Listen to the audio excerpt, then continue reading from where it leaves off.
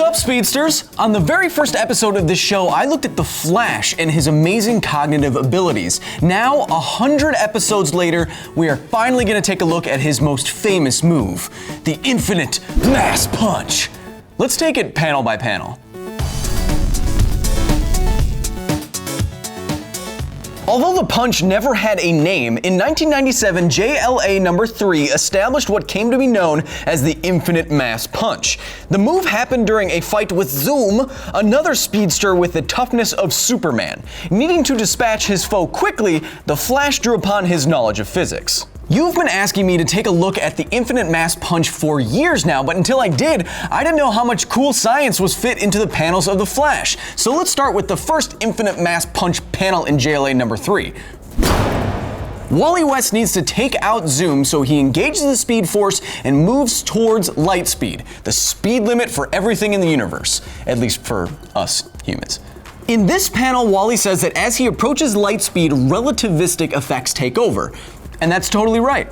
According to Einstein's theory of special relativity, when an object moves really, really fast relative to another object, it can physically contract, experience less time, and effectively gain mass. As the Flash closes in for the punch, he says that his vision starts to blue shift. This is also totally correct.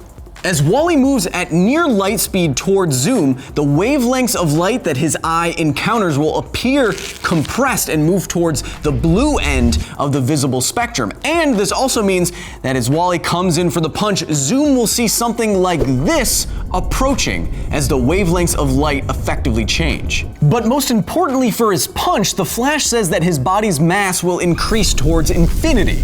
Is that true? Yep, Barry was a pretty smart dude. When you move as fast as the Flash, your mass increases according to what's called the Lorentz factor, and it increases the closer you get to the speed of light, or c. And the closer you get to the speed of light, the closer you get to infinity. But here's the thing. The Flash's infinite mass punch doesn't have infinite mass.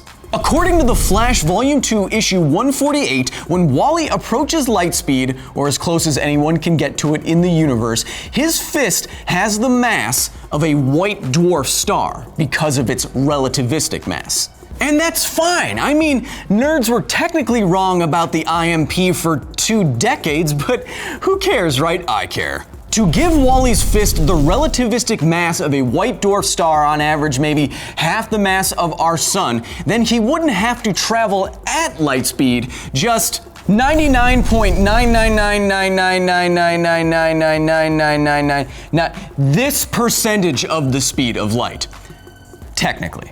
In fact, the Flash's infinite mass punch never is or needs to be infinite. Based on everything we know about the universe, an object with mass would require an infinite amount of energy to reach light speed. Sure, Wally has the Speed Force to provide this, but if he were to punch with infinite energy and infinite mass, it would mean a black hole and spaghettification for everyone that he cared about. And again, that's fine. The Flash's fist doesn't need an infinite amount of mass to do what we see it do. When the Flash finally punches Zoom in the famous IMP panel, he is ejected out of our atmosphere and lands somewhere in Africa. The force required to do this is a trillion times less than what a white dwarf star moving at near light speed would impart to Zoom. There, okay? We did it. All right, fine. If the Flash hit you like he hit Zoom with a fist like a white dwarf star and his fist stopping maybe 3 centimeters into your face, then he'd impart a trillion new— oh, no, black hole, that's bad! So, I found the real physics of the Flash's infinite mass punch pretty surprising. I mean, it is a misnomer because the Flash can't have and doesn't need infinite mass when he punches, but the Flash comics are filled with so much cool science that the writers kind of get a pass on this one. Although, for accuracy's sake, I would suggest not infinite mass punch, but infinite mass punch almost. Close though, or impact for short, because science.